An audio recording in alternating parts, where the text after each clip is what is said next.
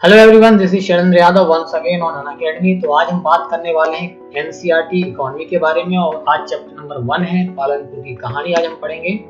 तो chapter number 1 जो है पालनपुर की कहानी है। एक गांव है, छोटा सा गांव है और उस गांव के माध्यम से समझाने का प्रयास किया गया कि किसी गांव के अंदर इकोनॉमिक एक्टिविटीज कैसे परफॉर्म होती है। तो इस गांव की एक खास बात ये है फ्रेंड्स कि बहुत ही अच्छे से कनेक्टेड है, बहुत ही वेल डेवलप्ड है। सड़कें यहाँ पर बहुत अच्छी हैं, ट्रांसपोर्टेशन की सारी फैसिलिटी यहाँ पर है, बिजली के संसाधन उपलब्ध हैं, यहाँ पर सिंचाई के संसाधन उपलब्ध हैं, तो स्कूल्स और हेल्थ केयर सेंटर्स यहाँ पर उपलब्ध हैं लोगों के लिए। ये इस गांव की बहुत अच्छी विशेषता है। तो ये कहानी स्टार्ट होती है फ्रेंड्स प्रोडक्शन एक्टिविटीज से कि उस गांव में प्रोडक्शन होता कैसा है। तो प्रोडक्शन के माध्यम से समझाने का प्रयास किया गया कि एक्टिविटी जो है प्रोडक्शन की, उनमें क्या क्या इंपॉर्टेंट होता है, किस तरह से ये एक्टिविटी परफॉर्म होती है। तो भारत के संदर्भ में बात करें इन कंटेक्स्ट ऑफ इंडिया, तो प्रोडक्शन एक्टिविटी जो गांव में होती है उनमें बहुत सारे फैक्टर्स काम करते हैं, वो आज हम समझने का प्रयास करेंगे। तो सबसे पहले हम देखेंगे कि प्रोडक्शन में क्या क्या चीजें इन्वॉल्व होती है। मेन चीजें जो हैं, जो आप प्रोडक्शन में देखते हैं, वो है goods and services friends. Goods and services यानी वस्तु और सेवा।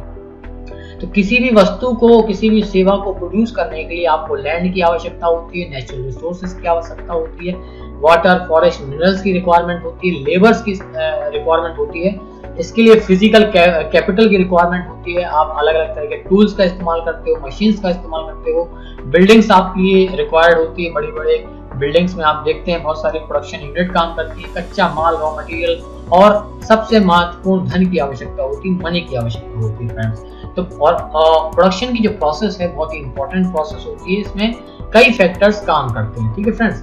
तो गांव की बात करें तो गांव में भी इसी तरह से जब एग्रीकल्चरल एक्टिविटीज हम करते हैं तो इसमें land, labour, physical capital, raw material, money की रिक्वायरमेंट होती है। तो पालनपुर गांव के माध्यम से प्रोसेस ऑफ प्रोडक्शन समझाने का प्रयास किया गया है। इसके बाद हम बात करते हैं कि किसी भी एग्रीकल्चरल एक्टिविटीज को करने के लिए इस गांव के लोग money as a capital use करते हैं। तो मनी का प्रोडक्शन की प्रोसेस में बहुत महत्वपूर्ण योगदान होता है फ्रेंड्स। और किसानों के लिए अपनी एग्रीकल्चरल एक्टिविटीज को करने के लिए मनी की रिक्वायरमेंट होती है। तो इस गांव में भी एग्रीकल्चरल एक्टिविटीज के लिए किसान धन का उपयोग करते हैं। और सबसे महत्वपूर्ण चीज यहाँ पर ये समझाने का प्रयास किया गया कि कोई प्रोडक्शन की प्रोसेस है उसमें लैंड, लेबर, फिजिकल कैपिटल के अलावा एक एक्सपर्टीज की रिक्वायरमेंट होती है, एक विशेष नॉलेज की रिक्वायरमेंट होती है जो प्रोडक्शन की प्रोसेस को आगे ले जाए। तो कहने का तात्पर्य ये है कि लैंड, लेबर, फिजिकल कैपिटल के अलावा एक पर्टिकुलर नॉलेज ऑफ प्रोडक्शन भी होना बहुत जरूरी है। जो किसान होता है, वो जो किसानी करता है गांव में, उसको इस प्रोसेस के बारे में बहुत अच्छे से पता होता है, जिसकी वजह से वो क्या करता है, प्रोडक्शन से प्रॉफिट अर्न करता है। अगर जितना अच्छा उसका नॉलेज होगा उतना अच्छा वो प्रॉफिट अर्न करेगा। तो इस चैप्टर के माध्यम से बताने का प्रयास ये किया गया कि फैक्टर ऑफ प्रोडक्शन में जब लैंड, लेबर, फिजिकल कैपिटल और ह्यूमन कैपिटल का एक सही ढंग से इस्तेमाल होता है तो प्रोडक्शन से प्रॉफिटेबिलिटी बढ़ती है। तो ये बहुत ही खूबसूरती से इस चीज को समझाने का प्रयास किया गया है इस चैप्टर के माध्यम से। अब पालनपुर में एक चीज और बताई गई है कि यहाँ की जो जमीनें हैं, जो लैंड है, बहुत लिमिटेड है और लिमिटेड लैंड्स पर प्रोडक्शन होता है और उसी के आधार पर, उसी लिमिटेड रिसोर्स पर लोग अपना प्रोडक्शन करते हैं और प्रॉफिट अर्न करते हैं। ठीक है। तो किसानों का वेल बीइंग जो है, उनका जो कल्याण है, उनका जो वेलफेयर है, वो टोटली डिपेंड करता है उस लिमिटेड लैंड पर किस तरह से प्रोडक्शन हो रहा है। ठीक है। कई सारी दिक्कतें भी आती हैं प्रोडक्शन की प्रोसेस के दौरान, है ना। तो उन दिक्कतों को कैसे दूर किया जाए, उसकी प्रैक्टिकल नॉलेज, उस प्रैक्टिकल अप्रोच इस चैप्टर के माध्यम से समझाने का प्रयास किया गया है। ये भी बताने का प्रयास किया गया है इस चैप्टर के माध्यम से कि किसान अलग अलग सीजन्स में, अलग अलग साल के महीनों में अलग अलग तरह की फसलों को ग्रो करता है। जैसे खरीफ जो फसलें होती है, फार्मर्स जो हैं ज्वार, बाजरा वगैरह ग्रो करते हैं। इसके अलावा अक्टूबर से दिसंबर के बीच में पोटैटो की खेती करते हैं। रेनी सीजन में खरीफ की जो फसलें होती हैं उसका कल्टीवेशन होता है। तो ये समझाने का प्रयास किया गया है कि यहाँ जो फार्मर्स हैं वो प्रॉफिट अर्न करने के लिए डिफरेंट क्रॉप्स को यूज करते हैं for productivity. Is it clear?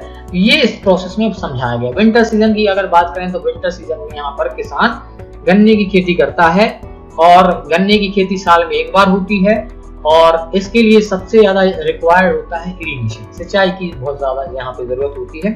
3 तरह के डिफरेंट क्रॉप्स ये साल में ग्रो करते हैं और 3 तरह से अर्न करते हैं। इसमें ये भी बताया गया है इस गांव के इस कॉन्सेप्ट में, केस स्टडी में, कि यहाँ किसान जो है इरिगेशन के लिए यहाँ पर किसानों को इलेक्ट्रिसिटी की बहुत ज्यादा रिक्वायरमेंट होती है। ठीक है, तो इलेक्ट्रिसिटी यहाँ पर एक बेसिक इंफ्रास्ट्रक्चर है। प्रोडक्शन की जो प्रोसेस है, एग्रीकल्चर की जो प्रोसेस है, उसमें इलेक्ट्रिसिटी का बहुत बड़ा रोल है यहाँ पर। ठीक है, अलग अलग डिफरेंट क्रॉप्स को ग्रो करने के लिए हमें सिंचाई की आवश्यकता होती है, इरिगेशन की आवश्यकता होती है, वो यहाँ से पूरी होती दिखाई देती है। ठीक है, मॉडर्न फार्मिंग का इस्तेमाल करते हैं गांव के लोग। मॉडर्न फार्मिंग से प्रोडक्टिविटी बढ़ा रहे हैं, लिमिटेड लैंड पर भी वो मैक्सिमम प्रोडक्शन करने के लिए कमिटेड है। तो ये इसमें बताया गया। इसके अलावा ये भी बताया गया कि 1960 में जब ग्रीन रेवोल्यूशन आया था तो कल्टीवेशन की जो प्रोसेस है वो काफी इंप्रूव हुई। किसानों को अच्छे किस्म के बीजों का नॉलेज है, गेहूं की फसल है, चावल है, इनकी फसलों में इनकी प्रोडक्टिविटी को बढ़ाने के लिए ये लोग क्या करते हैं, अच्छे किस्म के बीजों का इस्तेमाल करते हैं, जिसके कारण उनकी प्रोडक्टिविटी बढ़ रही है। तो ये चीज आपको याद रखनी है। ठीक है फ्रेंड्स, इसके अलावा ये भी बताने का प्रयास किया गया है इस चैप्टर के अंदर कि जो लैंड है, जो भूमि है, वो सस्टेनेबल है कि नहीं। मतलब जिस पर ये फार्मर जो है ग्रो कर रहे हैं फूड को या कमर्शियल क्रॉप को, उससे लैंड सस्टेनेबल रह पा रहा है कि नहीं रह पा रहा है। तो इसमें ये बताने का प्रयास किया गया है। तो फ्रेंड्स, इसमें ये कहा गया है कि फार्मर जो है केमिकल फर्टिलाइजर्स का इस्तेमाल करते हैं, जिससे प्रोडक्टिविटी तो बढ़ी है लेकिन कहीं ना कहीं सॉइल की फर्टिलिटी जो है डाउन हो रही है, जिसके कारण उनको बार बार ज्यादा मात्रा में क्या करना पड़ रहा है, फर्टिलाइजर्स का इस्तेमाल करना पड़ रहा है, जिससे सॉइल की जो फर्टिलिटी है वो डिक्रीज हो रही है। इसके साथ साथ मैक्सिमम अमाउंट ऑफ इरिगेशन करने के कारण water level of land decrease हो रहा है, जिससे उसको रीस्टोर करने के फ्रंट पर काफी दिक्कतें आ रही हैं। इसमें चैप्टर में ये भी बात बताई गई है कि जो लैंड है, जो भूमि है, वो अलग अलग किसानों में अलग अलग तरह से डिस्ट्रीब्यूट की गई है। जैसे लैंड जो है फार्मिंग का बहुत ही इंपॉर्टेंट हिस्सा होता है, जैसे आप देख पा रहे हैं। तो लैंड को अलग अलग लोगों में अलग अलग तरीके से डिस्ट्रीब्यूट किया गया है। 1/3 जो लैंड है वो हमारे 1/3 जो लोग हैं गांव के, उनके पास भूमि नहीं है एग्रीकल्चर करने के लिए। तो इनकी संख्या बताई गई है 450। 1/3 of population of the village don't have land to do farming. ठीक है, तो ये चीज इसमें बताई गई है। दलित जो हैं उनके पास भूमि नहीं है।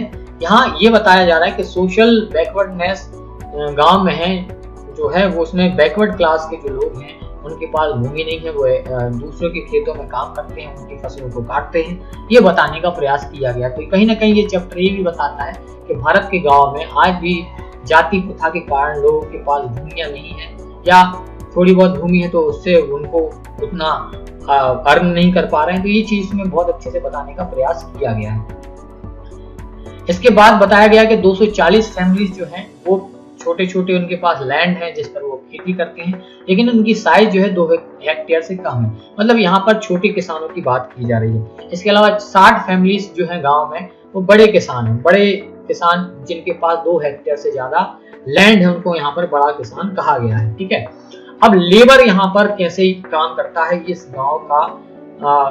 इस गांव में लेबर कैसे यूज होता है प्रोडक्शन की प्रोसेस में, एग्रीकल्चर की प्रोसेस में, वो समझाने का इसमें प्रयास किया गया है। पहली चीज यहाँ पर ये बताई गई कि जो छोटे किसान हैं जिनके पास भूमि नहीं है, वो बड़े किसानों के यहाँ ऐसा लेबर काम करते हैं, वो कल्टीवेशन में उनकी हेल्प करते हैं और फसलों की कटाई में, फसलों की बुआई में वो हेल्प करते हैं, जिसके बदले उनको पैसा मिलता है और पैसे के अलावा कई को अनाज मिलता है। तो ये टेंडेंसी देखी गई है इस गांव के अंदर। तो क्रॉप को ग्रो करने के लिए वेजेस, क्रॉप मतलब एग्रीकल्चरल एक्टिविटीज करने के लिए जो लेबर है उनको वेजेस प्रोवाइड की जाती है, एज वेल एज उनको कुछ अनाज भी दिया जाता है, खाना भी प्रोवाइड किया जाता है, ताकि वो अपने लेबर का सही वैल्यू अर्न कर सकें। वेजेस की बात करें तो अलग अलग देश के अलग अलग हिस्सों में वेजेस अलग अलग तरह से दिए जाते हैं लेबर्स के लिए। क्रॉप टू क्रॉप अलग अलग होता है, क्रॉप के पैटर्न पर डिपेंड करता है, साइज पर डिपेंड करता है, उसकी प्रॉफिटेबिलिटी की पर डिपेंड करता है कि उस लेबर को कितना पे करेंगे। ठीक है, फार्मर्स लेबर्स जो लगाए जाते हैं खेतों में, वो हार्वेस्टिंग का भी काम करते हैं, साल भर उनको कुछ ना कुछ काम मिलता रहता है एग्रीकल्चर से रिलेटेड। ठीक है, तो कुछ रीजंस हैं हमारे देश के अंदर जहाँ पर साल भर एग्रीकल्चर एक्टिविटीज चलती रहती हैं। तो जो लैंड लेस फार्मर हैं और जो मजदूर हैं उनको यहाँ पर labour as a labour use किया जाता है और यहाँ पर एग्रीकल्चर एक्टिविटीज को हम आगे ले जाते। तो यहाँ पर हमने देखा कि लेबर्स का इस्तेमाल होता है फार्मिंग एक्टिविटीज के अंदर। और इसके अलावा हम बात करें तो कैपिटल की बहुत ज्यादा जरूरत होती है किसानों के लिए। गांव में सबसे बड़ी दिक्कत क्या है कि किसानी करने के लिए, एग्रीकल्चर एक्टिविटीज करने के लिए लोगों के पास पैसा नहीं है। ठीक है, तो इस पैसे की रिक्वायरमेंट कैसे पूरी होती है कि बड़े किसान है वो छोटे किसानों को पैसा देते हैं। किसान छोटे जो उनके रिश्तेदार हैं, जो महाजन है, साहूकार हैं, उनसे हेल्प लेते हैं फाइनेंशियली कि अपनी एग्रीकल्चर एक्टिविटीज को आगे ले जाएं। कल्टीवेशन में खर्चा होता है, खाद पानी बीज इनको खरीदने में खर्चा होता है। तो किसान ये अपनी बेसिक कैपिटल की रिक्वायरमेंट यहाँ से पूरी करते हैं। यहाँ पर रेट ऑफ इंटरेस्ट काफी देना होता है उनको उस लोन पर, तो बड़ी दिक्कतों का उनको सामना करना पड़ता है। जो बड़े किसान हैं उनके पास सेविंग्स होती हैं जिसके माध्यम से वो अपनी एग्रीकल्चर एक्टिविटीज को परफॉर्म करते हैं। उनके पास कैपिटल की कमी नहीं होती। कैपिटल की कमी किनके पास होती है? जो छोटे किसान हैं। तो सरकार इंस्टीट्यूशनल तरीके से बैंकों के माध्यम से छोटे किसानों को सहायता प्रदान करती है, लोन प्रोवाइड करती है ताकि वो अपनी एग्रीकल्चर एक्टिविटीज के लिए क्रेडिट एक्सेस कर सकें। ठीक है, तो ये गांव में बताया गया कि गांव में जो किसान है वो 3 तरह के किसान हैं। एक तो जिनके पास जमीन नहीं है, दूसरे जिनके पास जमीन है लेकिन कम है, और एक तीसरे जो कैटेगरी के किसान हैं वो बड़े किसान हैं जिनके पास भूमि की कोई कमी नहीं है। तो इनकी फाइनेंशियल एक्टिविटीज, इनकी फाइनेंशियल रिक्वायरमेंट अलग अलग होती है। ठीक है फ्रेंड्स, ये समझाने का इसमें प्रयास किया गया है। इसके अलावा इसमें बताने का प्रयास किया है कि जो सेल्स होती है, जो प्रोडक्शन होता है, जब सरप्लस में होता है तो फार्मर उसको 2 तरीके से रखता है। एक तो खुद के यूज के लिए वो रखता है, जो कंजप्शन, जो उसका साल भर जो वो अनाज खाएगा, उसका यूज करेगा एज अ फूड, वो अपने पास रख लेता है। और जो सरप्लस में जो उसके पास अनाज होता है वो मार्केट में बेच देता है ताकि उसकी फाइनेंशियल रिक्वायरमेंट पूरी हो सके। तो ये तरीका बताया गया गाँव में। ठीक है, इसके अलावा इस चैप्टर में ये बताया गया है कि नॉन फार्मिंग एक्टिविटीज को भी गांव में प्रमोट किया गया है। जो किसान जिनके पास जमीनें नहीं है, भूमि नहीं है, वो नॉन फार्मिंग एक्टिविटीज में इन्वॉल्व होते हैं और अपनी फाइनेंशियल कंडीशन को इम्प्रूव करते हैं। ये इस चैप्टर में बताने का प्रयास किया गया है। 25% जो लोग हैं गाँव में वो नॉन एग्रीकल्चरल एक्टिविटीज में जुड़े हुए हैं जिससे उनकी बेसिक रिक्वायरमेंट्स पूरी हो रही हैं। ठीक है फ्रेंड्स, इसमें मेनली बताया गया है कि कुछ लोग यहाँ पर दुग्ध उत्पादन करते हैं, डेयरी का बिजनेस करते हैं, दूध को आसपास गांव में, शहरों में बेचने का काम करते हैं। छोटे छोटे उद्योग भी हैं गांव में, स्मॉल स्केल इंडस्ट्रीज भी है, मैन्युफैक्चरिंग का काम होता है। ठीक है, पापड़ बनाना, अचार बनाना, ऐसी एक्टिविटीज भी कराई जाती है। सिंपल प्रोडक्शन मेथड का यहाँ पर इस्तेमाल होता है जिसमें कम लेबर और कम कैपिटल का इस्तेमाल होता है।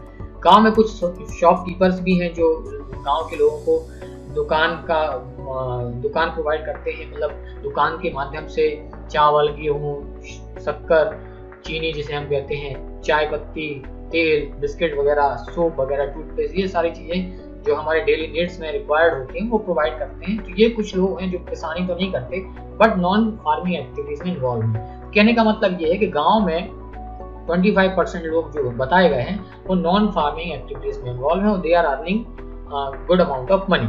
ठीक है, ट्रांसपोर्टेशन की बात की गई है तो ट्रांसपोर्टेशन गांव का बहुत अच्छा है। यहाँ से रिक्शा, टांगा, जीप, ट्रैक्टर, ट्रक ड्राइवर, सभी तरह के लोग यहाँ से ट्रैवल करते हैं, जिसका मतलब ये है कि कनेक्टिविटी के मामले में पालमपुर गांव काफी अच्छा बताया गया है। यहाँ के लोग जो हैं एक जगह से दूसरी जगह जाने के लिए उनको परेशान नहीं होना पड़ता। तो इंफ्रास्ट्रक्चर, ट्रांसपोर्टेशन गांव के डेवलपमेंट में काफी इंपॉर्टेंट रोल प्ले करता है, ये इसमें बताने का प्रयास किया गया है। जिससे ये हमें सबक मिलता है कि किसी भी गांव के अंदर basic infrastructure, transportation, capital formation, ये सारी चीजें, हेल्थ सर्विसेज, एजुकेशन, इस गांव के डेवलपमेंट में काफी इंपॉर्टेंट रोल प्ले करती हैं। ये बताने का इसमें प्रयास किया गया है।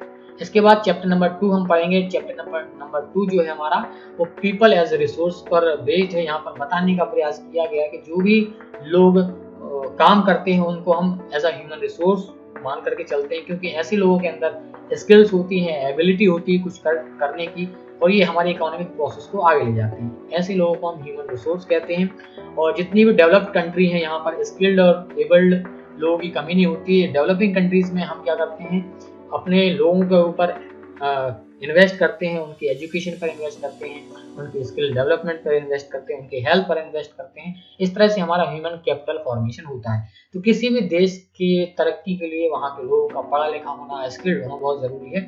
इसी को यहाँ इस चैप्टर में रिसोर्स कहा गया। तो ये चैप्टर नंबर 2 है फ्रेंड्स। तो ये चैप्टर नंबर 2 हम यहाँ से स्टार्ट करते हैं। पालनपुर की कहानी हमने पढ़ी, ये चैप्टर हमारे लिए बहुत इंपॉर्टेंट है। इन्वेस्टमेंट की जैसे हमने बात की कि हम लोगों पर इन्वेस्टमेंट करते हैं ताकि फ्यूचर में हम उनसे रिटर्न लें। तत्काल में आपको कुछ भी अर्निंग नहीं होती। जब हम 8-10 साल पढ़ाई करते हैं, कॉलेज में पढ़ते हैं, स्कूल्स में पढ़ते हैं, तो तुरंत हम कमाना स्टार्ट नहीं करते हैं। आफ्टर 12 ईयर्स, 13 ईयर्स, 15 ईयर्स हम अर्न करना स्टार्ट करते हैं। तो हमारे ऊपर 15 साल हमारे पेरेंट्स इन्वेस्ट करते हैं, तो उसका रिटर्न उनको बाद में मिलता है। यही होता है रिसोर्स बनना। किसी भी व्यक्ति का ह्यूमन रिसोर्स बनने की प्रोसेस में एजुकेशन, हेल्थ केयर सर्विसेज बहुत इंपॉर्टेंट रोल प्ले करते हैं। अर्थव्यवस्था के अंदर जो लोग होते हैं, विमेन्स होती हैं, मेंस होते हैं, ये लोग प्रोडक्शन की प्रोसेस में अपना योगदान देते हैं। बेसिकली 3 सेक्टर्स होते हैं इकोनॉमी में, प्राइमरी सेक्टर, सेकेंडरी सेक्टर और टर्सरी सेक्टर। ठीक है फ्रेंड, ये 3 सेक्टर होते हैं और ये 3 सेक्टर क्या करते हैं, हमारी इकोनॉमिक प्रोसेस को आगे बढ़ाते हैं। बेसिकली प्राइमरी सेक्टर में फ्रेंड्स एग्रीकल्चर आता है आपका, फॉरेस्ट्री आती है, एनिमल हस्बेंड्री आती है, फिशिंग आती है, और बहुत सारी ऐसी चीजें आती है जो नेचर से डायरेक्टली कनेक्टेड है। Primary sector is basically based on nature. ठीक है, नेचर पर बेस्ड होता है, और नेचर से जो कुछ भी हम अर्न करते हैं वो प्राइमरी सेक्टर में आता है। इसमें एग्रीकल्चर भी इन्वॉल्व होती है। सेकेंडरी सेक्टर क्या करता है, जो भी प्राइमरी सेक्टर से हमें रॉ मटेरियल मिलता है उसकी प्रोसेसिंग करता है, उसमें वैल्यू एडिशन करता है ताकि उसके सही दाम, अच्छे दाम, एक्स्ट्रा मनी हमें मार्केट से मिल सके। ठीक है, जैसे आप गेहूं का उत्पादन करते हैं, गेहूं को पीस करके आटा निकाला जाता है, आटे से हम ब्रेड बनाते हैं, और ब्रेड जब हम मार्केट में बेचते हैं तो उससे हमें थोड़ा ज्यादा पैसा मिलता है। तो ये होती है प्रोसेस। मैन्युफैक्चरिंग जो होती है, जो इंडस्ट्री जो होती है, वो वैल्यू एडिशन में हमारी हेल्प करती है, चीजों को प्रोसेस करके उनको मार्केट तक पहुंचाकर उससे अच्छा रिटर्न, अच्छा प्रॉफिट अर्न करने में हमारी हेल्प करती है। तो ये प्रोसेस होती है मैन्युफैक्चरिंग की। तीसरा सेक्टर जो आता है फ्रेंड्स इकोनॉमी के अंदर, वो आता है आपका टर्सरी सेक्टर। ठीक है फ्रेंड्स, टर्सरी सेक्टर यानी सेवा क्षेत्र। यहाँ पर सर्विसेज दी जाती हैं, banking services, education, health, tourism, ये सारी सर्विसेज इसमें दी जाती हैं। इंश्योरेंस भी आता है, बीमा भी आता है, और ये भी इकोनॉमिक एक्टिविटीज में बहुत इंपॉर्टेंट रोल प्ले करता है फ्रेंड्स। तो बेसिकली जॉब से पर्सपेक्टिव में अगर देखें, सबसे ज्यादा जॉब देने वाला जो सेक्टर है वो प्राइमरी सेक्टर है, एग्रीकल्चर है। 55% जो लोग होते हैं वो एग्रीकल्चर सेक्टर में इन्वॉल्व होते हैं, लेकिन उनकी इनकम कम होती है, क्योंकि इतनी सारी जनसंख्या जब प्रॉफिट अर्न करती है तो वो प्रॉफिट इतने सारे लोगों में शेयर होता है, तो उनकी पर कैपिटा इनकम कम हो जाती है, उनकी इनकम कम हो जाती है। ठीक है, कम लोग होंगे ज्यादा प्रॉफिट होगा, कम लोगों में डिस्ट्रीब्यूट होगा तो ज्यादा लाभ होगा, लेकिन ज्यादा लोग होंगे, प्रॉफिट कितना भी हो, ज्यादा लोगों में डिस्ट्रीब्यूट होगा तो उसका शेयर जो होगा वो कम होगा। तो आप देखेंगे जीडीपी में प्राइमरी सेक्टर का योगदान 14% है। ठीक है, सर्विस सेक्टर का 58% है, क्योंकि लोग कम है, प्रॉफिट ज्यादा है, इसलिए उनकी अर्निंग ज्यादा होती है। तो कहने का मतलब ये है कि सर्विस सेक्टर ज्यादा जीडीपी में कंट्रीब्यूट करता है as compare to primary sector और secondary sector. Is that clear? Economic activities में 2 पार्ट्स होते हैं, एक मार्केट एक्टिविटी होती है, एक नॉन मार्केट एक्टिविटी होती है, जैसा कि इसमें बताया गया है। तो मार्केट एक्टिविटीज का मतलब होता है जब हम प्रोडक्शन करते हैं उसका ऑब्जेक्टिव क्या होता है, प्रॉफिट अर्न करना। जब हम प्रॉफिट कमाने के उद्देश्य से कोई भी एक्टिविटी करते हैं, प्रोडक्शन का प्रोसेस आगे बढ़ाते हैं, तो वो हमारी मार्केट एक्टिविटी ड्रिवन प्रोसेस होती है। जब भी हम प्रोडक्शन में गुड्स एंड सर्विसेज जब प्रोड्यूस करते हैं तो उसमें जब हमारा खुद का कंजप्शन इन्वॉल्व हो जाता है, मतलब हम अपने लिए कर रहे होते हैं, किसी दूसरे व्यक्ति के लिए नहीं कर रहे होते, तो उसे हम नॉन मार्केट एक्टिविटी कहते हैं। इसमें गवर्नमेंट्स इसमें जो है हमारा खुद का इंटरेस्ट इन्वॉल्व होता है। इसके अलावा कंजप्शन की हम बात करें तो कंजप्शन जो होता है वो इंडिविजुअल लेवल पर होता है, और यहाँ पर प्राइमरी प्रोडक्ट का कंजप्शन होता है, फिक्स्ड एसेट मान करके हम चलते हैं। जब भी हम कोई चीज खुद के लिए अर्न करते हैं तो हमारे लिए वो एसेट बन जाता है। ठीक है, डिवीजन ऑफ लेबर की बात करें तो लेबर की बात करें तो 2 तरह के लेबर होते हैं, मैन और वीमेन। ठीक है, मैन जो हैं वो अपनी सर्विसेज देते हैं, और मोस्टली आप जब देखेंगे तो विमेन जो भारत में काम करती है उनको उनके काम का सही दाम नहीं मिलता, लेकिन वो प्रोडक्शन प्रोसेस में इन्वॉल्व रहती है। ठीक है, मनरेगा की बात करें तो 65% विमेन्स मनरेगा में एज अ लेबर काम करती है। ये दिखाता है कि कितना जो है कम मनरेगा में पेमेंट मिलता है, जिसके कारण जो मेल जो होते हैं वो मार्केट में लेबर सर्विस प्रोवाइड करते हैं अपनी, लेकिन विमेन जो होती हैं वो मनरेगा से बंद करके रह जाती है। नीति आयोग में बताया गया भारत में विमेन्स को कम पे किया जाता है एज कम्पेयर टू मेन। ये सिनेरियो है इंडिया के अंदर। एजुकेशन बहुत इंपॉर्टेंट रोल प्ले करता है ह्यूमन रिसोर्स को क्रिएट करने में। इंपॉर्टेंट रोल प्ले करने के अलावा ये इकोनॉमी के अंदर बहुत सारी अपॉर्चुनिटी क्रिएट करता है, लोगों को अलग अलग जॉब्स प्रोवाइड करने में हेल्प करता है, इकोनॉमी की ग्रोथ को बढ़ाने में हमारी हेल्प करता है। एक व्यक्ति अगर पढ़ा लिखा है तो वो देश के अलग अलग भागों में जा सकता है। ठीक है, और ज़्यादातर हम देखेंगे विमेन्स को जहाँ ये काम करती है उनके ऊपर जॉब सिक्योरिटी नहीं होती, ये टेंडेंसी भारत में देखी गई है। तो इस चैप्टर में ये बताने का प्रयास किया गया है कि महिलाओं में और पुरुषों में जॉब को लेकर के काफ़ी असमानताएं हैं, सैलरी को लेकर के काफ़ी असमानताएं हैं। इक्वल अमाउंट ऑफ वर्क वो करते हैं, लेकिन इक्वल अमाउंट ऑफ वर्क के बेसिस पर उनको इक्वल अमाउंट ऑफ पेमेंट नहीं मिलती। ये बताने का इस चैप्टर में प्रयास किया गया है। इसके अलावा एम्प्लॉयमेंट की बात करें तो यहाँ पर रेगुलर और लो इनकम के एम्प्लॉयमेंट मिलते हैं। हमारी इकोनॉमी का जो 85% है अनऑर्गेनाइज सेक्टर्स है, जहाँ पर कोई भी रेगुलर जॉब नहीं होती है, लोग ठेके पे काम करते हैं, इरेगुलरिटी है जॉब के अंदर, सैलरी कम है, जिससे वो हमेशा उनको पॉवर्टी का सामना करना पड़ता है। और भारत में कहें तो 1/4 लोग हमारे भारत में गरीबी रेखा के नीचे आते हैं। इसके अलावा मैटरनिटी लीव की प्रॉब्लम होती है, सोशल सिक्योरिटी का अभाव है, सोशल सिक्योरिटी मतलब इंश्योरेंस नहीं होता उनका। ठीक है, उनको किसी भी प्रकार की सामाजिक सहायता नहीं मिल पाती जो अनऑर्गेनाइज सेक्टर में काम करते हैं। एजुकेशन जो ज़्यादा वो नहीं कर पाती महिलाएं, खास करके स्किल डेवलपमेंट नहीं होता, जिसके कारण उनको हाईली पेड जॉब नहीं मिल पाती। तो ये सारी चीज़ें बताई गई है इस चैप्टर के अंदर। इसके अलावा क्वालिटी ऑफ पॉपुलेशन की बात की गई है इसमें। क्वालिटी ऑफ पॉपुलेशन मतलब अगर लोग पढ़े लिखे हैं, शिक्षित हैं, स्वस्थ हैं, तो इसमें इकोनॉमी में जो पॉपुलेशन होती है, जनता होती है, वो क्वालिटी उनके अंदर आ जाती है, उनसे हम काम करा सकते हैं, वो हमारी ग्रोथ और डेवलपमेंट में काफ़ी हेल्प करते हैं। हेल्दी पॉपुलेशन हमारे देश में एसेट का काम करती है, संपत्ति का काम करती है, ऐसे लोग हमारे लिए बहुत काम के होते हैं। एजुकेशन अगर आप देते हो लोगों को तो कहीं ना कहीं ग्रोथ और डेवलपमेंट में हमारी हेल्प करते हैं, नेशनल इनकम को बढ़ाने में, कल्चरल रिचनेस को बढ़ाने में हमारी मदद करते हैं, और सरकार को गवर्नेंस को एफिशिएंट बनाने में भी हेल्प होती है। अगर पढ़ी लिखी जनता है, पढ़े लिखे लोग हैं, तो सरकार की जो स्कीम्स है, सरकार की जो योजनाएं हैं, उनको अच्छे से सरकार इंप्लीमेंट कर पाती है, क्योंकि पढ़े लिखे लोगों में चीज़ों को समझाना और इंप्लीमेंट करना थोड़ा सा आसान हो जाता है। हेल्थ की अगर हम बात करें तो भारत में हेल्थ का स्टेटस उतना अच्छा नहीं रहा है, लेकिन सरकारी स्कीम्स के माध्यम से हेल्थ सेक्टर के ऊपर काफ़ी ध्यान देने का सरकार ने प्रयास किया है। नेशनल पॉलिसी के अंदर इस पर काफ़ी काम किया है। सरकार इस बात को सुनिश्चित कर रही है, इसको इंश्योर कर रही है कि सब तक स्वास्थ्य सुविधाएं पहुंचे, हेल्थ केयर मिले, परिवार कल्याण की जो स्कीम्स चल रही हैं, आंगनवाड़ी का जो कॉन्सेप्ट चल रहा है, सभी को स्वास्थ्य सुविधाएं मिले, इस पर सरकार कमिटेड है। न्यूट्रिशन का जो लेवल है वो इम्प्रूव हो, माल न्यूट्रिशन की जो समस्या है, कुपोषण की जो समस्या है वो दूर हो, तो ये काम सरकार कर रही है। स्वास्थ्य जब से ये कोरोना का इम्पैक्ट आया है इंडिया के अंदर, तो हेल्थ केयर सर्विसेज पर सरकार थोड़ा अच्छे से ध्यान देने लगी है। पहले क्या था, हमारे सरकारी संस्थाओं में, हॉस्पिटल्स में सुविधाएं नहीं होती थी, बेड्स नहीं होते थे, वेंटिलेटर्स नहीं होते थे। तो कोरोना की क्राइसिस ने ये बता दिया है कि भारत में हेल्थ सेक्टर कैसा है। हमारे जीडीपी का बहुत कम हिस्सा हेल्थ पर खर्च होता है as compare to other countries, क्योंकि हमारी कमियों को भी उजागर करता है। पिछले 50 सालों में हमने मेन पावर जो तैयार किया है वो प्राइमरी सेक्टर, सेकेंडरी सेक्टर और टर्सरी सेक्टर में अपना योगदान दे रहा है, हमारी इकोनॉमी को आगे बढ़ा रहा है। ठीक है, ये चीज़ आपको समझनी है।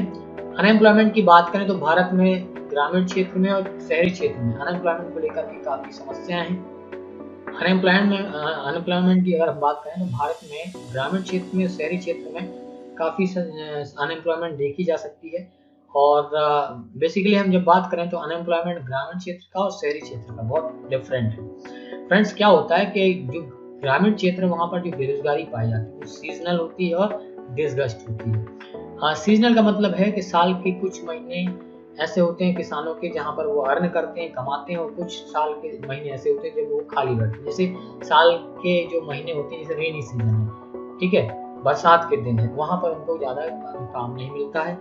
और डिसगस्ट की अगर हम बात करें तो डिसगस्ट का मतलब होता है जितनी लोगों की हमें ज़रूरत है उससे ज़्यादा लोग अगर इकोनॉमी में काम करते हैं तो जो एक्स्ट्रा लोग होते हैं उनका होना ना होना इकोनॉमी में कोई ज़्यादा बड़ा इम्पैक्ट क्रिएट नहीं करता। तो ऐसे लोग डिसगस्ट अनएम्प्लॉयमेंट के शिकार होते हैं। जैसे किसी व्यक्ति मतलब किसी 1 एकड़ की भूमि में मान लो 2 लोगों की आवश्यकता है और आप वहाँ पे 5 लोगों से काम ले रहे हैं, तो ये 3 लोग जो हैं वो डिसगस्ट अनएम्प्लॉयमेंट के शिकार हैं। मतलब अगर इनको आप निकाल भी दोगे फील्ड में से तो भी इसकी इकोनॉमिक प्रोसेस पर, इसके प्रोडक्शन पर कोई असर नहीं पड़ेगा। तो ये गाँव में देखी जाती है इस तरह की अनएम्प्लॉयमेंट, ठीक है, सीजनल और डिसगस्ट। शहरी क्षेत्र की अगर हम बात करें तो शहरी क्षेत्र में जो अनएम्प्लॉयमेंट है वो एजुकेटेड लोगों की अनएम्प्लॉयमेंट पाई जाती है, पढ़े लिखे लोग बेरोजगार हैं यहाँ पे। सीजनल जो है अनएम्प्लॉयमेंट गांव में देखी जाती है, अनएम्प्लॉयमेंट एजुकेटेड लोगों की अनएम्प्लॉयमेंट शहरों में देखी जाती है, ठीक है। कुछ खास महीनों में शहरों में भी आप देखेंगे कि जॉब्स नहीं मिल पाती कुछ लोगों को। जैसे दिवाली का सीजन है, दिवाली के सीजन में, होली के सीजन में, नवरात्रि के सीजन में लोगों को जॉब्स मिलती है। शहरों में भी ऐसी टेंडेंसी देखी जाती है। तो डिसगस्ट एंड अनएम्प्लॉयमेंट का जो प्रॉब्लम है आपको यहाँ पर भी शहरों पर भी देखने को मिलेगी।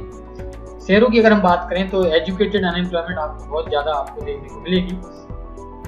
सबसे ज़्यादा लीकेज होता है, वेस्टेज ऑफ मेन पावर होता है, क्योंकि अगर हमारे यहाँ देश में पढ़े लिखे लोग हैं, स्किल्ड लोग हैं और उनके हिसाब से आप जॉब क्रिएट नहीं कर पा रहे हैं, तो इससे हमारा मेन पावर जो है, हमारी जो लोग हैं वो क्या हो जाएंगे, डिस्टर्ब हो जाएंगे। और भारत में वर्कलोड बढ़ता है लोगों के ऊपर कि मतलब हम जॉब क्रिएट नहीं करते, हम जॉब देते नहीं है, एक ही व्यक्ति से 10 लोगों का काम कराते हैं, तो इससे वर्कलोड बढ़ता है, तो उनकी हेल्थ खराब होती है, उनका ह्यूमन रिसोर्स हमारा इम्पैक्ट करता है। तो भारत में ये सारी चीजें टेंडेंसी देखी गई, वेस्टेज ऑफ मैन पावर देखा गया है, ठीक है। अनएम्प्लॉयमेंट का रेट काफी लो है। अब तो कोरोना की क्राइसिस आने के बाद हमारे देश में आप देखेंगे बहुत सारे लोगों की जॉब चली गई, 24% अनएम्प्लॉयमेंट का रेशियो देखने को मिला है।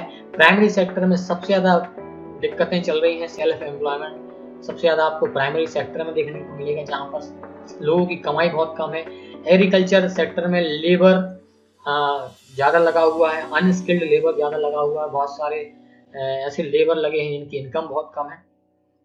डिपेंडेंसी ऑफ पॉपुलेशन जो है हमारी एग्रीकल्चर पे ज़्यादा है, लोग ज़्यादा एग्रीकल्चर पर डिपेंडेंट है, ये आपको देखने को मिलेगा। तो सरप्लस अमाउंट ऑफ लेबर आपको एग्रीकल्चर सेक्टर में देखने को मिलेगा। सेकेंडरी सेक्टर और टर्शियरी सेक्टर में लेबर आपको कम देखने को मिलेगा। स्मॉल स्केल मैन्युफैक्चरिंग में जो है बहुत सारे लेबर लगे हुए हैं भारत में, टर्शियरी सेक्टर में उससे भी कम लगे हुए हैं। बायोटेक्नोलॉजी, इंफॉर्मेशन टेक्नोलॉजी के आने के बाद और ऑटोमेशन के आने के बाद, रोबोटिक्स आने के बाद आप देखेंगे सर्विस सेक्टर में नौकरियां कम हो रही हैं, जो चिंता का विषय है। अब हम बात करेंगे चैप्टर नंबर 3 की। इसमें हम बात करने वाले हैं पॉवर्टी की, गरीबी की। फ्रेंड्स, आप देखेंगे भारत में गरीबी की समस्या अभी भी बनी हुई है। आज़ादी के 70 साल बाद भी हम अपने देश में गरीबों को देखते हैं। और ज़्यादातर आप देखेंगे गांव में जब आप जाएंगे तो झुग्गियों में, शहरों में आप देखेंगे झुग्गियों में लोग रहते हैं, गांव में कच्चे मकान है लोगों के, ठीक है। लैंडलेस लेबर आपको गांव में देखने को मिलेंगे जो दूसरों के खेतों पर काम करते हैं। ऐसे लोग गरीबी झेलते हैं, गरीबी रेखा के नीचे आते हैं। भारत की 1/4 पॉपुलेशन, जैसा कि मैंने आपको बताया, 1/3 of Indian population is suffering from poverty, ठीक है। तो ये चीज आपको पता होनी चाहिए। पॉवर्टी सोशल साइंटिस्ट की नज़र में एक अलग तरीके से समझाई गई है। यहाँ पर बताया गया है कि जिन व्यक्तियों की लेवल ऑफ इनकम कम होती है, जो अपनी खपत कम रखते हैं, जिनका कंजप्शन कम है, खाना कम खाते हैं या खाद्य सामग्री कम इस्तेमाल करते हैं, ऐसे लोगों को हम गरीब मानते हैं, ठीक है। वो कुपोषित होते हैं, उनमें कुपोषण की समस्या होती है, हेल्थ केयर सर्विसेज तक उनकी एक्सेस कम होती है, जॉब अपॉर्चुनिटीज की कमी होती है, साफ पानी नहीं होता, साफ सफाई नहीं होती। ऐसे लोगों को हम गरीब मानते हैं। सोशल साइंटिस्ट इस तरह से गरीबी को इंडिकेट करते हैं, समझाते हैं हमारे लिए। ये चैप्टर नंबर 3 में ये चीज बताई गई है, आपको ये समझना है, ठीक है। इसके अलावा पॉवर्टी लाइन की हम बात करें तो भारत में गरीबी रेखा तय की गई है। गरीबी रेखा के आधार पर कार्ड बनते हैं भारत में, जिसके आधार पर सरकारी सेवाओं का लाभ मिलता है। तो ये एक तरीका है गरीबी को डिटरमाइन करने का, गरीबों को आइडेंटिफाई करने का। तो इसके लिए पॉवर्टी लाइन के लिए minimum level of food requirement check होता है। लोग कितने कपड़े का इस्तेमाल करते हैं, footwear, fuel, light, education, medical requirement, इन सब चीज़ों को, इन बेसिक रिक्वायरमेंट को पूरा करने के लिए अगर कोई व्यक्ति सक्षम नहीं है, अगर वो अपनी इनकम में इन सारी चीज़ों को फुलफिल नहीं कर पा रहा है, अपनी कमाई से ये सारी चीज़ें नहीं कर पा रहा है, तो उसको हम गरीबी रेखा के नीचे मानते हैं। ठीक है, तो भारत में गरीबी रेखा के नीचे कौन आते हैं? जो अपनी बेसिक रिक्वायरमेंट, जो डेली नीड्स होती हैं, उनको पूरा नहीं कर पाते, उनको गरीबी की रेखा भी हम नीचे रखते हैं। ठीक है, तो फिजिकल क्वांटिटी में भी हम गरीबी को कैलकुलेट करते हैं। डिजायर्ड कैलोरी के हिसाब से भी गरीबी रिक्वायर्ड होती है, गरीबी का डिटरमाइन किया जाता है। भारत में कैलोरी के आधार पर भी पॉवर्टी लाइन डिक्लेयर की गई है। गांव के संदर्भ में हम बात करें तो 2400 कैलोरी अगर कोई व्यक्ति पर डे कंज्यूम करता है गांव में, तो उसको हम गरीब मान लेते हैं। वहीं शहरों में अगर 2100 कैलोरी कोई व्यक्ति इससे कम कंज्यूम करता है तो उसको हम गरीब मान लेते हैं। एक तो कैलोरी मापदंड होता है, दूसरा मापदंड होता है 2011-12 में बताया गया था, जिसमें कोई व्यक्ति एक महीने में 816 रुपए कमाता है ग्रामीण क्षेत्र में, तो उसको हम गरीब मान लेंगे। वहीं शहरी क्षेत्र में अगर 1000 रुपए पर मंथ कमाता है तो उसको हम गरीब मान लेंगे। उससे कम कमाता है तो गरीब मान लेंगे। 816 रुपए से कम कमाता है तो गरीब मान लेंगे। तो on the basis of income हमने भारत में गरीबी को डिटरमाइन किया है। पॉवर्टी लाइन एस्टिमेशन में जो संस्था काम करती है वो है NSSO। अभी ये NSSO की जगह पे अब NSO आ गया है, नई संस्था आ गई, इसको आप याद रखिएगा। CSO और NSSO को मर्ज कर दिया गया है।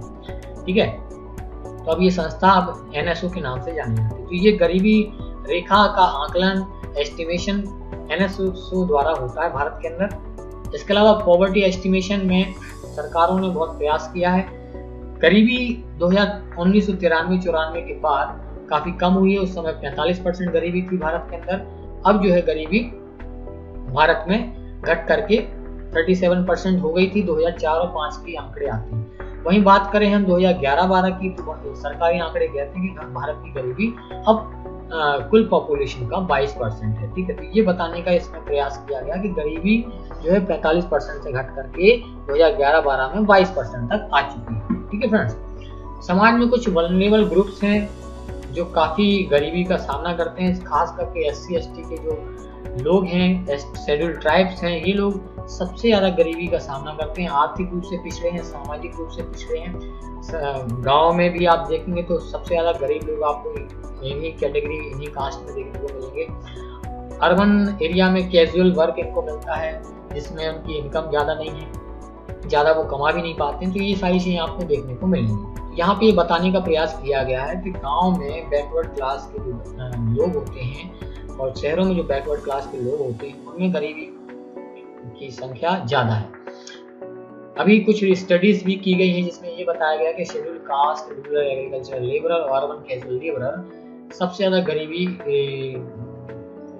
झेलते हैं और 1990 के बाद इनकी संख्या में कमी आई। मतलब यहाँ पर आप देखेंगे तो गरीबों की संख्या कम है। इंटर स्टेट डिस्पैरिटीज आपको देखने को मिलेगी, यहाँ पर भी गरीबी आपको बहुत ज्यादा देखने को मिलेगी। बिहार और उड़ीसा में आप देखेंगे तो सबसे ज्यादा गरीबी है। ठीक है, रेशियो के माध्यम से बात करें तो 33.7%, 33.7% और 32.6% इन दोनों राज्यों में गरीबी देखी गई है। ठीक है फ्रेंड, इसके अलावा अर्बन पॉवर्टी भी बहुत ज्यादा है। सबसे ज्यादा शहरों में गरीब पाए गए हैं उड़ीसा में, मध्य प्रदेश, बिहार, उत्तर प्रदेश, केरला, महाराष्ट्र, आंध्र प्रदेश, तमिलनाडु, ये कुछ राज्य हैं जहां पर शहरों में सबसे ज्यादा गरीब पाए गए हैं। वेस्ट बंगाल में सबसे ज्यादा गरीब पाए गए हैं और इनकी संख्या में भी 1990s के बाद क्या हुई है, कमी आई है। तो कहने का मतलब ये है कि 47-45% जो गरीबी देखी गई थी 1990s में, तो 2011-12 तक आते आते इसमें भी काफी कमी आई है। सबसे ज्यादा शहरी गरीबी इन राज्यों में पाई गई। पंजाब, हरियाणा में आप देखेंगे तो इन दो राज्यों में गरीबी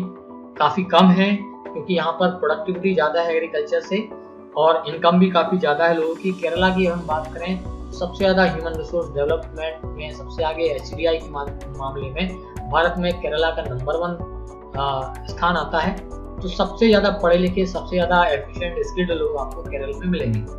वेस्ट बंगाल की बात करें तो यहाँ पर लेवल लैंड रिफॉर्म के तरीके से हमने वहाँ की लोगों की गरीबी दूर की, लोगों को भूमि प्रोवाइड की, लैंड प्रोवाइड की, गरीबों को बड़े बड़े जमींदारों से, ठीक है, जमीनें छीन करके आज़ादी के बाद हमने गरीब किसानों को भूमि प्रोवाइड की, जिसके कारण वहाँ की गरीबी दूर हुई। आंध्र प्रदेश और तमिलनाडु की बात करें, पीडीएस सिस्टम के माध्यम से वहाँ के लोगों की हमने फूड सिक्योरिटी और गरीबी दूर करने का प्रयास किया। तो ये बहुत इंपॉर्टेंट डेटा है।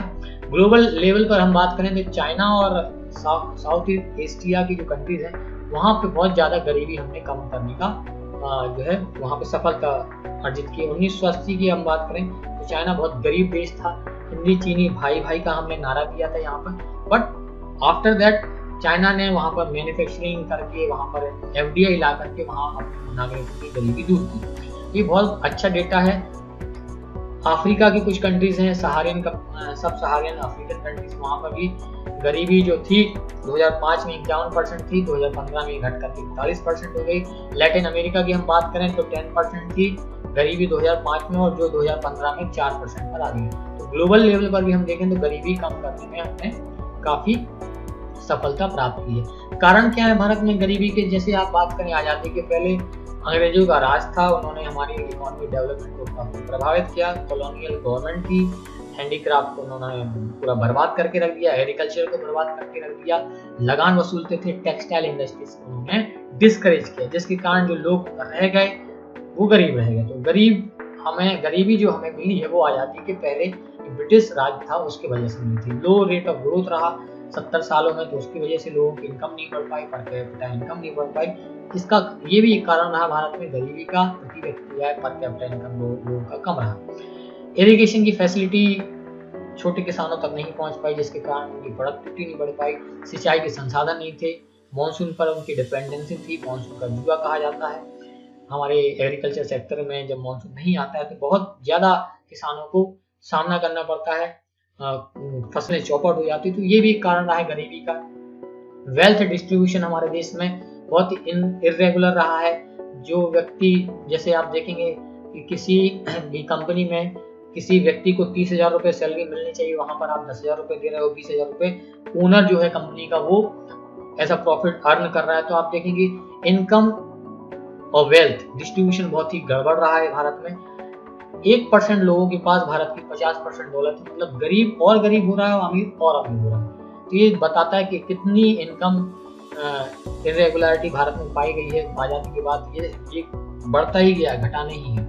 लैंड रिसोर्सेज का भी बहुत ढंग से इस्तेमाल नहीं किया हमने, पॉलिसीज को हम ढंग से इम्प्लीमेंट नहीं किया, है ना। छोटे किसानों तक हम पैसा नहीं पहुंचा पाए बैंकों के माध्यम से, बीज, खाद, पानी, पेस्टिसाइड, ठीक है। मनी लेंडर्स के चंगुल में वो फंस जाते हैं, हायर रेट ऑफ इंटरेस्ट पे करते हैं, जिसके कारण वो जीवन भर गरीब बने रहते हैं। ये चीज आपको यहाँ पर देखने को मिलेगी।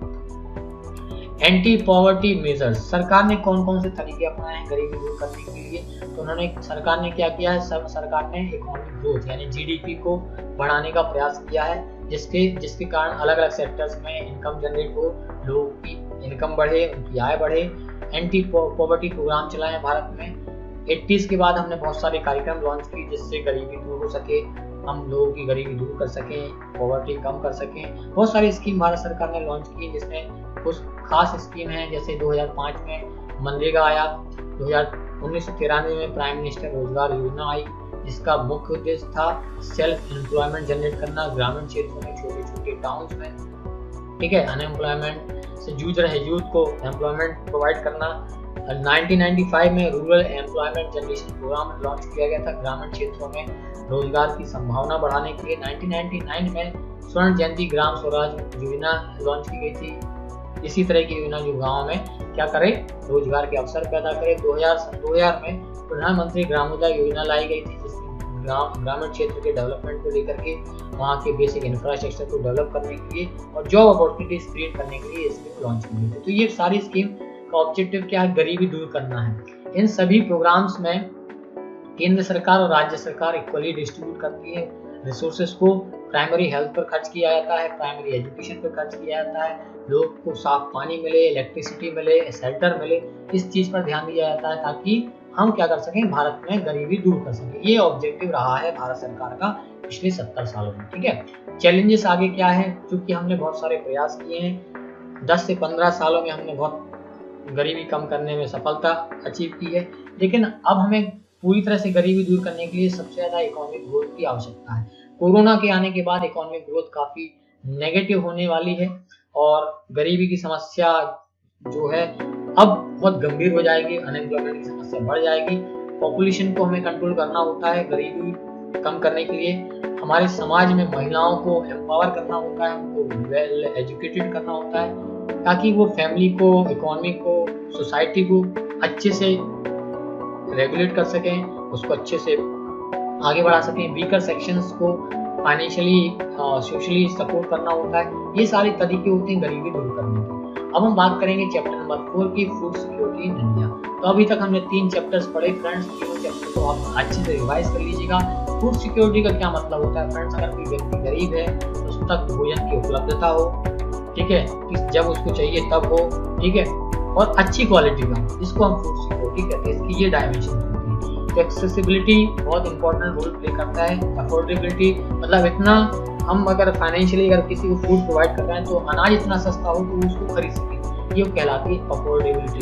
ठीक है, तो एक्सेसिबिलिटी, अफोर्डेबिलिटी बहुत इंपॉर्टेंट कॉन्सेप्ट होता है। सफिशिएंट अमाउंट में कोई व्यक्ति अनाज खरीद सके, सेफ रहे, न्यूट्रिशन की रिक्वायरमेंट उसकी पूरी हो, इसमें ये चीज़ देखी जाती है। इसके अलावा फूड सिक्योरिटी में हम क्या देखते हैं, सभी व्यक्तियों को सही मात्रा में अनाज उपलब्ध हो, सभी व्यक्तियों को उनकी कैपेसिटी के अकॉर्डिंग वो फाइनेंशियली उसको खरीद सकें, ये इसमें देखा जाता है। किसी भी प्रकार का बैरियर ना हो फूड के एक्सेस के लिए। सरकार क्या करती, सबको सस्ता अनाज और अच्छा अनाज प्रोवाइड करने में हेल्प करती। पीडीएस सिस्टम हमने इंट्रोड्यूस किया है एक्सेसिबिलिटी को बढ़ाने के लिए। Why food security is important in India. सबसे बड़ी बात ये है कि भारत में आप देखेंगे कई बार अकाल आता है, सूखा पड़ता है, नेचुरल क्लैमिटीज आती हैं, कोरोना जैसी क्लैमिटी आई है, आप अभी देख रहे हो। भारत सरकार फ्री में अनाज डिस्ट्रीब्यूट कर रही है, 3-3, 4-4 महीने का राशन दे रही है लोगों को। तो ये क्या है, ये हमें बुरे वक्त में हमारी मदद करने के लिए फूड सिक्योरिटी भारत में जरूर रिक्वायर्ड होती है। ठीक है, गरीबों तक अनाज पहुंचाना। इसके लिए हम क्या करते हैं, अलग अलग स्कीम्स के माध्यम से, अलग अलग इंस्टीट्यूशंस के माध्यम से हम ये प्रोवाइड करते हैं। इनसिक्योर कौन है, किन के पास सबसे ज़्यादा फूड सिक्योरिटी हमें प्रोवाइड करनी होती है, किन लोगों के लिए, जो लोग कुपोषण के शिकार हैं, जिनके पास खाने के लिए और अर्न करने के लिए संसाधन नहीं है, जिनके पास ज़मीन नहीं है, सर्विसेज नहीं है, जॉब नहीं है, ठीक है, डेली वेजर्स हैं, भिखारी हैं, ऐसे लोगों को हमें क्या करना है, फूड सिक्योरिटी प्रोवाइड करना है। गरीब परिवारों को, जिनके पास कैजुअल लेबर नहीं है, काम करने के लिए ज़्यादा सिक्योर अपॉर्चुनिटीज़ नहीं है, तो ऐसे लोगों को हम क्या करते हैं, फूड सिक्योरिटी प्रोवाइड करते हैं जिनकी इनकम बहुत कम है। ठीक है फ्रेंड्स, ये इसमें किया जाता है। इसके अलावा कुछ सोशल बैकवर्ड क्लासेस हैं, ओबीसीज हैं, इनको हम फूड सिक्योरिटी प्रोवाइड करते हैं ताकि जो इनकम का जो बहुत बड़ा हिस्सा उनके खाने में खर्च हो जाता है वो बचे और वो अपनी एजुकेशन में, अपनी हेल्थ केयर सर्विसेज में, अदर चीज़ों में वो एक्स्ट्रा जो मनी बच रही है वो उसका इस्तेमाल कर सकें, तो उनकी प्रोडक्टिविटी बढ़ जाए। तो ये सारी चीज़ें इसमें की जाती हैं। जो लोग नेचुरल डिजास्टर से पीड़ित हैं, एक जगह से दूसरी जगह जाते हैं काम की तलाश में, ऐसे लोगों को हम फूड सिक्योरिटी प्रोवाइड करते हैं। प्रेग्नेंट वीमेंस हैं जो काम पे नहीं जा सकती हैं, छोटे छोटे बच्चे हैं 5 साल से कम उम्र के, ऐसे लोगों को कुपोषण से बचाने के लिए, उनको सही भोजन उपलब्ध कराने के लिए हम फूड सिक्योरिटी लाते हैं। फूड सिक्योरिटी भारत में अगर बात करें तो जब हरित क्रांति आई थी भारत के अंदर, तब से हमने फूड सिक्योरिटी पर काम करना स्टार्ट किया। वेदर कंडीशन जो हमारी जो रही है भारत में, कई बार अकाल आया, सूखा आया, तो ऐसी कंडीशन में जो हमारे पास सरप्लस अनाज होता था तो हम लोगों को फूड सिक्योरिटी प्रोवाइड करते थे। 30 सालों में हमने ये उपलब्धि हासिल की कि हमारे पास पर्याप्त मात्रा में अनाज रहा है। ठीक है, हमने बहुत ज़्यादा अनाज प्रोड्यूस किया है और इसके तहत हमने बफर स्टॉक मेंटेन किया और पीडीएस सिस्टम इंट्रोड्यूस किया भारत में। ठीक है, पीडीएस सिस्टम भारत में फूड सिक्योरिटी प्रोवाइड करने का बहुत अच्छा साधन है। पीडीएस सिस्टम क्या है, एफसीआई जो होता है, फूड FCI जो होता है हमारा, वो क्या करता है, PDS के लिए अनाज उपलब्ध कराता है, फूड कॉर्पोरेशन ऑफ इंडिया, ठीक है। ये गवर्नमेंट बॉडी है जो किसानों से अनाज खरीदती है और फिर सस्ते अनाज PDS की दुकानों तक पहुंचाती है। यहाँ पर क्या होता है, जो प्राइजेस में फ्लक्चुएशन आता है, अनाज खाद्य सामग्री में जो फ्लक्चुएशन आता है, उससे गरीब परिवारों को, मिडिल क्लास फैमिलीज को बचाने के लिए यहाँ पर फेयर प्राइस शॉप के माध्यम से हम क्या करते हैं, सस्ता अनाज और अन्य सामान प्रोवाइड कराते हैं, जैसे केरोसिन है, चीनी है, कुकिंग के लिए, है ना। तो ये सारी चीजें प्रोवाइड की जाती हैं PDS के माध्यम से होती है। ये सिस्टम आया था 1940 में, ठीक है, जब बंगाल में बहुत ज्यादा अकाल पड़ा था, तब ये कॉन्सेप्ट आया था, rationing in India was introduced in 1940।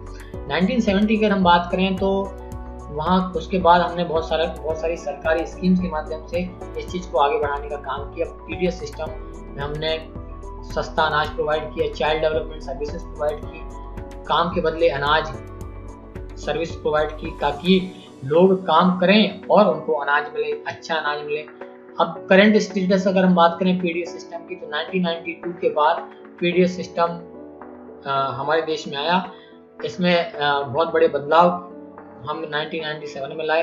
इसमें PDS सिस्टम को 2 कैटेगरी में डिवाइड कर दिया गया, मतलब पॉपुलेशन को 2 कैटेगरी में डिवाइड कर दिया गया। एक टारगेटेड PDS सिस्टम के थ्रू हम इसको लाए, अबव पॉवर्टी लाइन और बिलो पॉवर्टी लाइन, 2 कैटेगरी में हमने जनसंख्या को डिवाइड किया। जो बहुत ही गरीब होते थे उनको 7 किलो अनाज देते थे, और जो कम गरीब होते थे उनको पर सदस्य, पर मेंबर 3 किलो अनाज दिया जाता था। तो इस तरह से टारगेट PDS सिस्टम में हमने पॉपुलेशन को 2 कैटेगरी में डिवाइड किया। सन 2000 की अगर हम बात करें तो स्कीम्स लॉन्च की गई थी, अंत्योदय अन्न योजना स्कीम और अन्नपूर्णा स्कीम, जो फूड सिक्योरिटी प्रोवाइड करता है।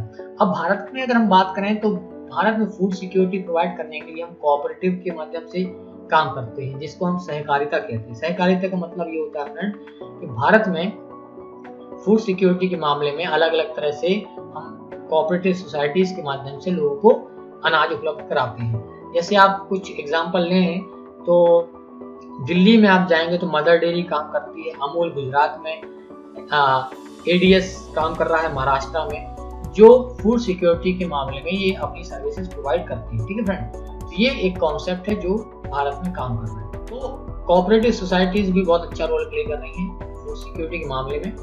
और अगर हम बात करें सरकारों की, तो हर राज्य सरकार मिड डे मील के माध्यम से भी क्या करती है, बच्चों को फूड सिक्योरिटी प्रोवाइड करती है, ताकि उनका माल न्यूट्रिशन की जो प्रॉब्लम है वो दूर हो सके, है ना।